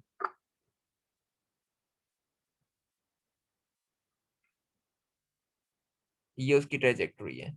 अब आपको करना ये होगा कि आपको यहां से लेकर यहां तक A B C D और E, हम कह देते हैं कि इन पॉइंट्स के ऊपर जो उसकी वेलोसिटी है इन इन इन इंटरवल्स के अंदर सेम रहती है। सो बेसिकली आप A से B तक एक एमसीआरएफ ड्रॉ करके उसको उसके ऊपर लॉज अप्लाई करेंगे ऐसा कि B से लेकर C तक एक ड्रॉ करेंगे, C से लेकर D तक एक अलग ड्रॉ करेंगे, D से लेकर E तक एक नया एमसीआरएफ ड्रॉ करेंगे।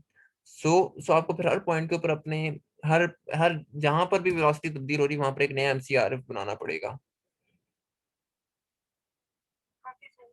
अदरवाइज आप मतलब आप इसको एक ग्लोबल इनर्शियल फ्रेम के अंदर डिस्कस नहीं कर सकते। ठीक है सर।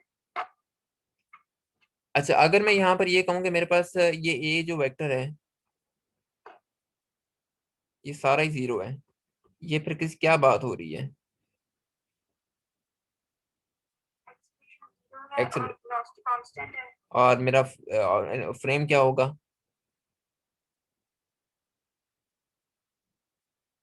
इनर्शियल। इनर्शियल होगा, तो यानी कि बेसिकली सिंपली स्पेशल रिलेटिविटी है। अच्छा, अब यहाँ पर जब हम हर पॉइंट के ऊपर एमसीआरएफ चेंज कर रहे हैं तो एक्सेलरेशन तो तब्दील हो रहा है, क्योंकि वेलोसिटी तब्दील हो रही है ना।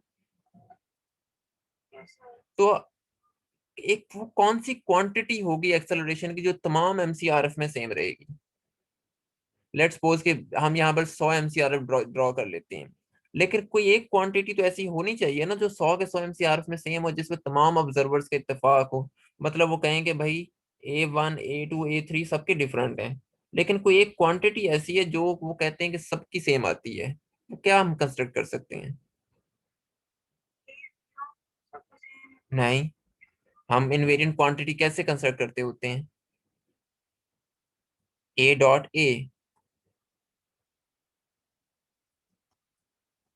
ये एक स्केलर नंबर बनेगा। जी सर। इस पे सब मतलब A2 A1 A3 सबके डिफरेंट तरीके से चेंज हो रहे होंगे, उनकी वैल्यूज डिफरेंट आ रही होंगे, लेकिन अल्टीमेटली इन सबका जो सम होगा आ, वो सबका सेम आ रहा होगा, बेसिकली जो स्क्वेयर्ड सम में। सो ये चीज बन क्या रही है? ये असल में 3 एक्सेलरेशन की मैग्नीट्यूड है। अच्छा, यहाँ पर मैंने इसको एक बड़े हेरिस्टिक वे में लिख दिया, ये आप, क्योंकि यहाँ पर मैंने एक फ्री इंडेक्स आई डाल दी है। तो असल में आपको समझ आ गई है कि मैं क्या बात करना चाह रहा हूँ, क्योंकि यहाँ पर कोई इंडेक्स नहीं और मैंने यहाँ पर अचानक से एक इंडेक्स डाल दी है। सो ये सिर्फ लिखने का एक तरीका है कि मैंने इस चीज को सम करके ऐसे लिख दिया है। सो ये एक हेरिस्टिक इक्वेशन है। सो ये जो क्वांटिटी है इस पे सबका इत्तेफाक है, ये इनवेरिएंट रहेगी तमाम एमसीआरएफ में। इवन कि आप एमसीआर मतलब किसी एक्सेलरेटेड ऑब्जर्वर के लिए जो ये क्वांटिटी होगी वो हर पॉइंट के ऊपर सेम आएगी, आप जो मर्जी एमसीआरएफ ड्रॉ कर लें। सर ए जीरो भी तो सेम होगा, सबका जीरो होगा वो। अगर तो वो जीरो है ना, अगर तो वो जीरो है फिर तो वैसे ही वो इनर्शियल है ना। लेकिन वो देखें, वो जो जीरो आप बात कर रही हैं वो जीरो भी तो उसका टाइम कंपोनेंट क्या है? हाँ ठीक है, वो तो, हाँ वो तो खैर वो तो ऑब्वियसली सबके लिए जीरो होगा ही होगा। ठीक है, हाँ वो तो जीरो होगा ही होगा, लेकिन उससे आपको हाँ ठीक है, कहा जा सकता है कि वो तो जीरो होना ही है। लेकिन वो आपको कुछ बता नहीं रहा, कोई इन्फॉर्मेशन तो नहीं ना दे रहा वो चीज। सर सर लेक्चर कितना रह गया है? बस एक छोटा सा टॉपिक और है। क्या हुआ? Okay sir.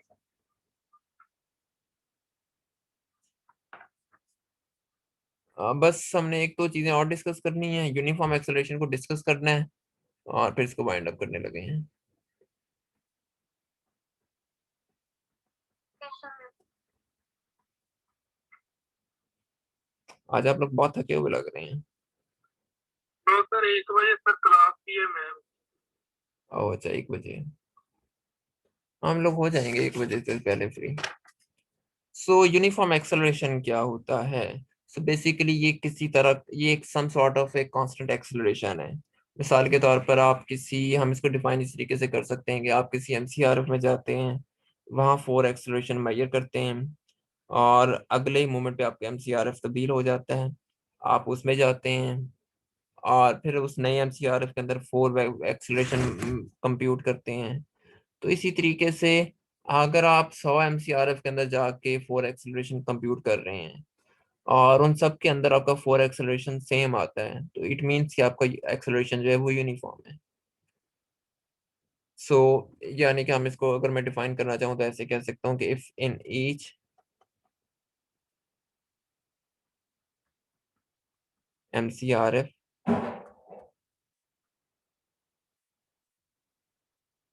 measure same a alpha,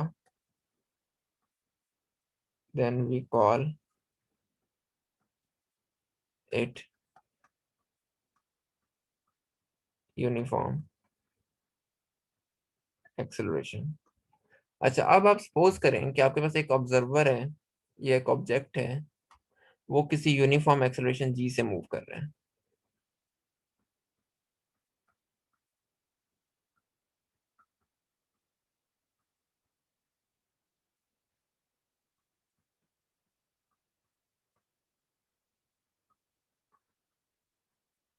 और हम जो स्पेस अज्यूम कर रहे हैं वो 2D यूक्लिडियन कर रहे हैं, सॉरी यूक्लिडियन कह रहा हूँ, 2D मिन्काउस्की कर रहे हैं सिंप्लिसिटी के लिए।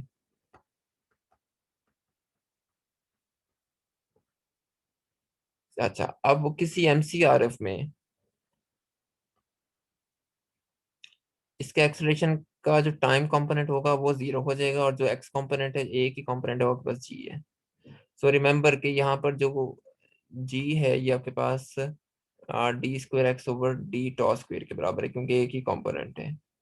और इसके अंदर जो आपके पास ईटा बनेगा मैट्रिक, वो -1 0 0 1 बनेगा। अच्छा, तमाम एमसीआरएफ में जो चीज कांस्टेंट रहेगी वो असल में ये क्वांटिटी होगी। ठीक है, क्वेश्चन है कि how we will compute the trajectory x tau, basically x alpha, जिसको हमने पैरामीटराइज किया टॉ के जरिए, ऑफ दिस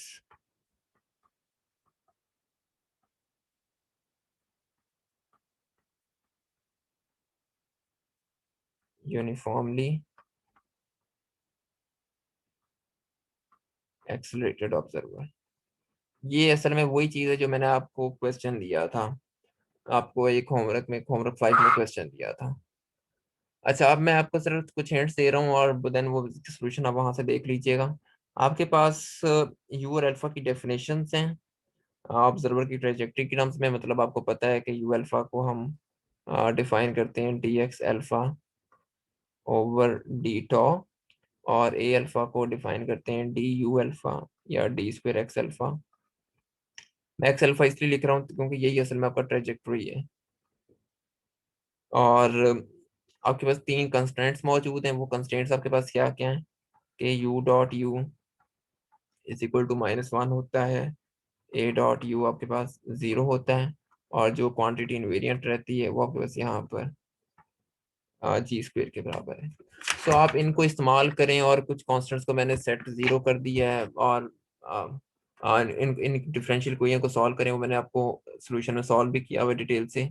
सो बहरहाल आपको इनको सॉल्व करेंगे तो आपके पास कुछ इक्वेशंस आ जाएंगी। t=1/g साइन हाइपरबॉलिक जी टॉ, और x=1/g कॉस हाइपरबॉलिक जी टॉ। अब क्वेश्चन है कि ये जो इक्वेशन हमने यहाँ पर ड्रॉ की हैं, ये इक्वेशन कैसी लगती, ये किस तरह की इक्वेशंस हैं? ये इक्वेशन ट्रेजेक्टरी को डिस्क्राइब कर रही हैं। तो ये इक्वेशन क्या बता रही है, ट्रेजेक्टरी किस तरह की होनी चाहिए?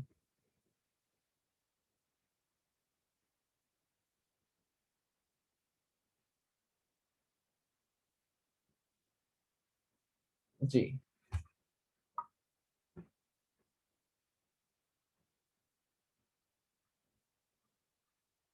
जी गाइस, सर नहीं पता। बेसिकली ये इक्वेशन आपको ये बता रही है कि इसकी ट्रेजेक्टरी हाइपरबॉलिक होनी चाहिए। आप इस ये इक्वेशन ये इसको सेटिस्फाई कर रही हैं, और ये जो इक्वेशन है ये हाइपर इनवेरिएंट हाइपरबोला की इक्वेशन है। सर बेसिकली आप इस इन इक्वेशंस को ड्रॉ करना चाह रहे हैं एक्स वाई प्लेन में। अगर आप वैसे भी देखें तो जो साइन हाइपरबॉलिक और कॉस हाइपरबॉलिक हैं, ये असल में एक्सपोनेंशियल फंक्शंस हैं। एक्सपोनेंशियल फंक्शंस का मतलब ये होता है कि ये एक पॉइंट से शुरू करते हैं, इनका ग्राफ कुछ इस तरीके से बनता है, और देन इन्फिनिटी पे जाके एसिम्प्टोटिक होना शुरू हो जाते हैं। अगर आप इनको किसी प्लेन में ड्रॉ करना चाह रहे हैं तो फिर बेसिकली ये दोनों एक प्लेन के अंदर इस तरीके से कुछ शेप बनाएंगे, दोनों मिल जाएंगे, कंबाइन हो जाएंगे, आपने दोनों को ऐड कर दिया है, टी को भी और एक्स को भी।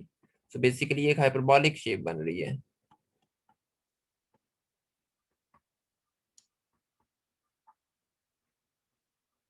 ठीक है। yes sir. अच्छा, अब अगला जो क्वेश्चन है ना, वो जो सही देगा ना, उसका जो जवाब सही देगा उसको मिड टर्म में 5 नंबर एक्स्ट्रा मिलेंगे, जो इस सवाल का जवाब सही देगा।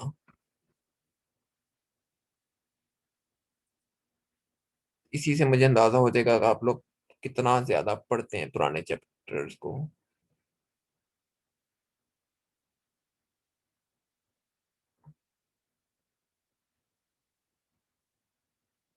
सो ये कुछ इस तरीके से एक हाइपरबोला बनेगा इसका।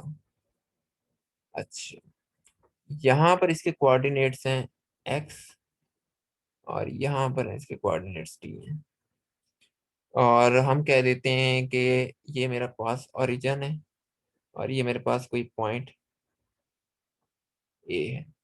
अब आप लोगों ने मुझे ये बताना है कि इस ओरिजिन से यहाँ तक का फासला कितना होगा। इक्वेशंस हमारे पास, मैं दोबारा से लिख देता हूँ, T is equal to 1/g। और ये मैं इसलिए पूछ रहा हूँ क्योंकि ये मैंने सॉल्यूशन में भी बातें लिखी हुई हैं, और ये मैंने जब हाइपरबोला पढ़ा रहा था मैंने उस वक्त भी बहुत तसल्ली से डिस्कस किया था। सर इसका डिस्टेंस वन होगा, क्योंकि हम हाइपरबोला को नहीं फंक्शन के लिए यूज करते हैं, फिर नहीं नहीं नहीं नहीं नहीं नहीं नहीं नहीं, इन स्पेसिफिक हाइपरबोला का। स्पेसिफिक। हाँ, सिर्फ सबसे पहले दो तरह जो सबसे पहले दो लोग बताएंगे उन्हीं को 5-5 नंबर मिलेंगे, बाकियों को नहीं मिलेंगे।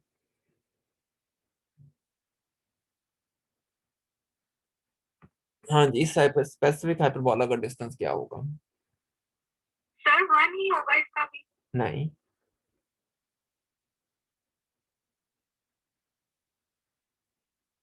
सर टी और एक्स की जगह वन ही पॉइंट्स लेते हैं तो यहाँ पर वन ही बनेगा, क्योंकि हम हाइपरबोला का ओरिजिन ले नहीं नहीं प्रूफ नहीं, ले, तीसरे की वैल्यू वन नहीं बनेगी।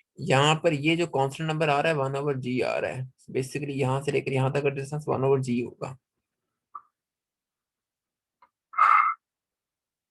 और ए के दरमियान डिस्टेंस g है, क्योंकि ये जो बेसिकली डिफरेंस ये डिस्टेंस आपको बता रहा है, ये चीज नहीं आपने पढ़ी हुई,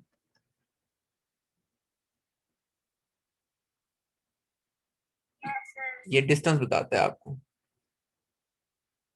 तो वन क्यों होगा, मैंने इसीलिए तो सारी कोई यहाँ पर लिख दी थी। तो यहाँ पर इसका डिस्टेंस 1/g होगा, वन तो नहीं हो सकता। अच्छा चलें, एक और चांस देता हूँ।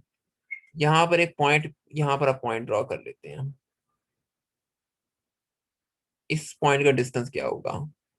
और यहाँ पर एक सी ड्रॉ कर लेते हैं, यहाँ पर इसका डिस्टेंस क्या होगा, सबका ओ से बी तक, ओ से सी तक।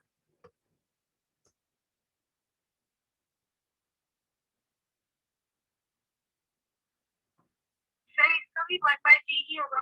क्यों। सर इसका नहीं होगा, सर इसमें टी कंपोनेंट होगा।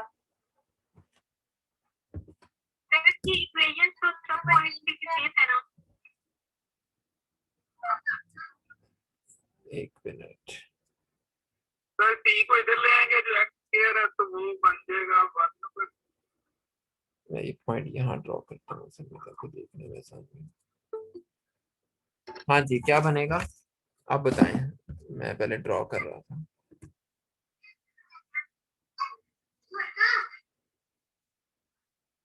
सर इधर साइन का कंपोनेंट भी आएगा, क्योंकि हम इधर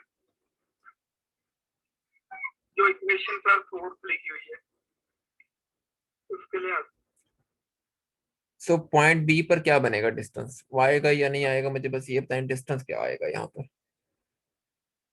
सर वन स्क्वायर अच्छा, तो यहाँ पर अभी हमारे पास एक आया है कि पॉइंट ओ बी का जो डिस्टेंस है 1/g² प्लस ठीक है सी का स्क्वायर। सर, टी का स्क्वायर। अच्छा, टी का स्क्वायर। और कोई? नहीं, सिर्फ स्क्वायर ही होगा कि सही। अच्छा, चलें ठीक है, इसके ऊपर स्क्वायर रूट भी डाल देते हैं। और कोई? पहली बात ये नहीं है क्योंकि आपने डिस्टेंस में खुद एक वेरिएबल क्वांटिटी डाल दी है, टी। टी तो आप कैलकुलेट कर रहे हैं और हर टॉ के ऊपर आपका टी चेंज हो रहा है, तो ये तो डिस्टेंस किसी सूरत नहीं हो सकता क्योंकि ये तो चेंज होता रहेगा। और डिफरेंट टाइम के ऊपर इसका मतलब है कि ओ से लेकर बी तक का फासला डिफरेंट आएगा। सर, सिर्फ 1/g² होगा।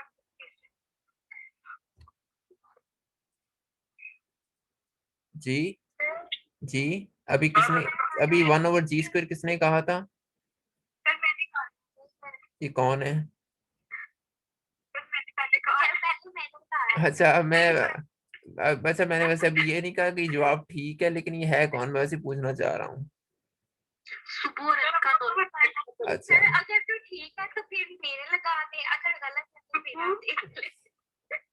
नहीं सर, मैंने कहा पहले। अच्छा, एक आया है कि इसका यहाँ से लेकर यहाँ तक का डिस्टेंस 1/g² होगा। और कोई? सर, ये ठीक है, पहले ये बताएं। बाद में बताऊंगा।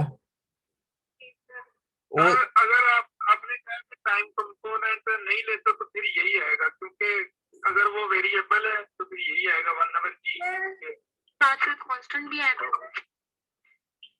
सर, ये बता देंगे ए से लेके बी तक का डिस्टेंस क्या होगा? सर, उसको फिर वो तो हम और तरीके से निकालेंगे ना। पाइथागोरस थ्योरम से फाइंड कर लेंगे। नहीं नहीं नहीं नहीं, वो पाइथागोरस थ्योरम यहाँ पर नहीं ना आपने लगाना। आपको असल में इनवेरिएंट हाइपरबोला की पता होना चाहिए ना कि पीछे साइंस क्या चल रही है इनवेरिएंट हाइपरबोला की। हम इनवेरिएंट हाइपरबोला को डिफाइन क्यों करते हैं? सर, हाइपरबोला पे इस तरह वेरियस पॉइंट्स तो पहले आपने नहीं पढ़ाए। मैंने पढ़ाए हैं। हाँ, मैंने सर, मतलब बताया था इनवेरिएंट हाइपरबोला क्यों ड्रॉ करते हैं। तो बेसिकली आप जितने मर्जी पॉइंट ले लें इनवेरिएंट हाइपरबोला पे, चाहे वो पॉइंट यहाँ पर ही क्यों ना आ रहा हो, यहाँ पर कोई पॉइंट हो, यहाँ पर हो, या इसको और आगे ले जाए, यहाँ पर कोई पॉइंट आ रहा हो, इन सब पॉइंट का जो डिस्टेंस होगा वो ओरिजिन से 1/g ही रहेगा, वो चेंज नहीं होगा। चेंज क्या चीज हो रही है? चेंज आपके पास ये, ये बात मैंने कही थी पहले हाँ कि लेकिन, सारे पॉइंट्स का डिस्टेंस 1/g होगा। हाँ आपने ये कहा था, हाँ मुझे पता है। ये सुबह है ना? नहीं सर, है। अज़का है, हाँ ये इन्होंने शुरू में बात की थी उस वक्त, बाद में ये बात गोल हो गई थी।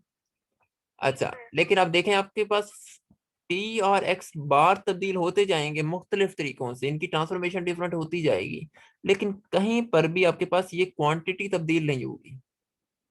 कोई और फ्रेम ले लेंगे, यहाँ पर डबल बार आ जाएगा, एक और ट्रिपल ट्रांसफॉर्मेशन कर लें, हर पॉइंट के ऊपर डिफरेंट तरीके से ट्रांसफॉर्मेशन होती जा रही है, लेकिन अल्टीमेट जो डिफरेंस इनका है वो आपके पास 1/g² रहेगा। यानी कि इस इनवेरिएंट हाइपरबोला के हर टी और एक्स का जो डिफरेंस है ओरिजिन के लिहाज से, जो आपको डिस्टेंस एलिमेंट दे रहा है ओरिजिन के लिहाज से, वो हमेशा 1/g ही रहेगा। So that's one of the reasons to draw invariant hyperbola, कि आपको बेसिकली ये एक ऐसे पॉइंट्स की कलेक्शन मिल जाती है जिनका डिस्टेंस ओरिजिन से सेम रहता है। सर, आप मुझे नंबर बताएं, आप दे रहे हैं 5। आपने आधी रीजन बताई थी, आपको 2.5 नंबर मिलेंगे। सर नहीं, मैंने पूरी बताई था, मैंने दोनों हाथ से पूरी 5 थे। आपको आपने इनवेरिएंट हाइपरबोला की असल रीजन नहीं यहाँ पर बताई थी। बहरहाल, हाँ जी, आप में से कोई कुछ क्वेश्चन पूछने लगा था। सर, मैं पूछ रही थी कि अब यहाँ पे देखें इस नोट्स 0 से A तक की वैल्यू 1/g है, हाँ, तो इस कोई स्पेसिफिक वैल्यू होगी, सपोज कि वो 4 है। अ, तो अगर हम 0 मतलब O से B तक या O से C तक फाइंड करते हैं, हाँ, तो सेम वैल्यू तो नहीं आनी चाहिए। हाँ नहीं आएगी, नहीं नहीं, देखें देखें, अब वो चीज पता क्या है, हम ये चीज क्या ले रहे हैं, हम ये चीज कैलकुलेट कर रहे हैं -t² + x²। अब जब मैं किसी और फ्रेम में जाऊंगा तो ये क्वांटिटी बन जाएगी टी बार का स्क्वायर, और कॉरेस्पॉन्डिंगली एक्स बार का स्क्वायर भी चेंज होगा। इनका जो हम असल में कह रहे हैं कि इनका जो डिफरेंस है ये कांस्टेंट रहता है। डिफरेंस तो कांस्टेंट है। आप डायरेक्ट 4 नहीं ना निकाल रहे, आप जब ये कह रहे हैं कि ओ से लेकर ए तक का फासला 4 है, तो आप बेसिकली यहाँ पर कोई रूलर रख के तो मेजर नहीं कर रहे 4 है। आप क्या कर रहे हैं कि आप इस ए के लिए आप बेसिकली टी ऑफ ए निकाल रहे हैं, एक्स ऑफ ए निकाल रहे हैं, देन आप ये वाला काम कर रहे हैं, और ये आप कहते हैं कि अच्छा ये चीज 1/g² के बराबर आ जाती है। फिर आप इसी तरह पॉइंट बी पर जाते हैं, उसके लिए टी आप टी स्क्वेयर निकालते हैं, एक्स बी स्क्वेयर निकालते हैं, और फिर आप कहते हैं कि 1/g² आ जाता है। अब ये देखेंगे, अब आपने टी बी और टी ए के दरमियान क्या रिलेशन होगा, क्या ये दोनों बराबर है, क्या एक्स बी और एक्स ए बराबर है? हाँ सर, नहीं, इनके नहीं दरमियान। इनका डिफरेंस इक्वल है। हाँ, क्योंकि अब असल में फ्रेम भी तो चेंज हो गया ना आपका। सो लेट्स सपोज अगर आप टी ए से टी बी में जाना चाह रहे हैं, तो आपको कुछ ये वाला काम करना पड़ रहा है। चेंज करने से फ्रेम चेंज हो रहा है। जाहिर बात है, क्योंकि ये एक एक्सेलरेटेड ऑब्जर्वर है, आपको हर पॉइंट के ऊपर एक नया एमसीआरएफ ड्रॉ करना पड़ रहा है। तो इसमें ऑब्जर्वर कहाँ है? ये बेसिकली हमने जो लाइन ड्रॉ की है, ये असल में इस एक्सेलरेटेड ऑब्जर्वर के लिए ड्रॉ की है ना, जो एक्सेलरेट कर रहा है। यहाँ पे बोला कि हाँ, हमने इस ऑब्जर्वर की ट्रेजेक्टरी कैलकुलेट करनी थी ना। क्वेश्चन हमारा ये था कि what is the trajectory of this accelerated observer. उसके लिए हमने कहा कि हमारे पास ये मटेरियल सारा मौजूद है, उसके लिए हमने एमसीआरएफ, हमने ये रिलेशन निकाले कुछ, और फिर हमने ये हमारे पास ये चीजें मौजूद थी, ये दो डिफरेंशियल इक्वेशन और ये तीन रिजल्ट्स, हमने उनको इस्तेमाल करके ये सॉल्यूशंस कैलकुलेट कर लिए। इन सॉल्यूशंस को उठा के प्लॉट कर दिया, आपको ये रेड लाइन मिल गई। ये उसकी ट्रेजेक्टरी है उस एक्सेलरेटेड ऑब्जर्वर की। Okay sir. क्लियर है बात? Yes sir. तो बेसिकली आप कर क्या रहे हैं, आपने हर पॉइंट के ऊपर एक नया एमसीआरएफ ड्रॉ किया है ना, क्योंकि आपने ये सारी कैलकुलेशन एमसीआरएफ में की है। ठीक है सर। सो लिहाजा अब अगर आप टी बी से टी ए तक जा रहे हैं, तो वो इस तरीके से ट्रांसफॉर्म हो रहा है। सो लेट्स सपोज कि अब आप कहते हैं कि आपने इसी तरह से टी बी से जब आपने टी सी पर जाना है, तो वो ट्रांसफॉर्मेशन इस तरीके से हो रही होगी। इसी तरीके से अगर आप कह रहे हैं कि मैंने आपने टी ए से डायरेक्ट टी सी में जाना है, तो फिर आपको ये देखना पड़ेगा कि अब उसमें जो ट्रांसफॉर्मेशन हुई होगी आ, वो कुछ इस तरीके से हुई होगी सी ए के बराबर। बस ये। लेकिन अब आपको ये देखना होगा कि ये मैट्रिक्स किस तरीके से आया है। तो अब देखें, हर पॉइंट के ऊपर ट्रांसफॉर्मेशन हो रही है, जिसकी वजह से हर नंबर सेम नहीं है आपके पास। सेम केसेस आपके पास एक्स के लिए भी बनेंगे, तो लेकिन जो चीज कांस्टेंट है वो आपके पास ये वाली साइड है। ये नंबर आपको हर हर ट्रांसफॉर्मेशन कांस्टेंट देगी। यही तो एसेंस था कि हम लोग हमेशा डेल्टा स्क्वायर को प्रेफर करते होते थे स्पेस टाइम इंटरवल ड्रॉ करने के लिए। हमारी डेफिनेशन क्या थी, -t² plus x² plus y² plus z²। हम इसी डेफिनेशन को यहाँ पर भी कहते थे, आपको याद होगा हमने एक जगह एक रिलेशन ड्राइव किया था, और हमने कहा था कि delta s square is equal to delta s bar square.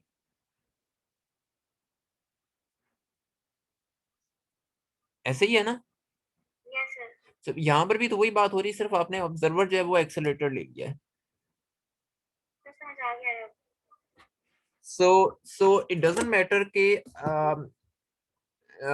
So it doesn't matter कि आपका ऑब्जर्वर क्या, चाहे वो आपको लग रहा हो कि वो पॉइंट ओ से यहाँ तक चला गया, और ये पॉइंट कोई हम रूलर रख के मेजर करूं तो शायद 1 लाइट ईयर के फासले पर है, लेकिन डिस्टेंस उसका फिर भी अभी 1/g ही रहेगा आपके ऑब्जर्वर के लिहाज से, क्योंकि आपका ऑब्जर्वर को मूविंग है इसके लिहाज से।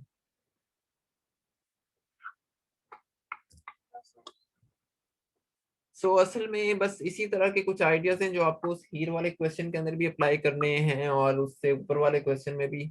ये इस तरह की बस कुछ अंडरस्टैंडिंग चाहिए उनको करने के लिए क्वेश्चंस को, लेकिन आप वो भी बड़ी इजीली कर सकते हैं। बहरहाल मैं रिकॉर्डिंग ऑफ करने लगा हूँ। आपका कोई क्वेश्चन हो तो फिर पूछ लीजिएगा।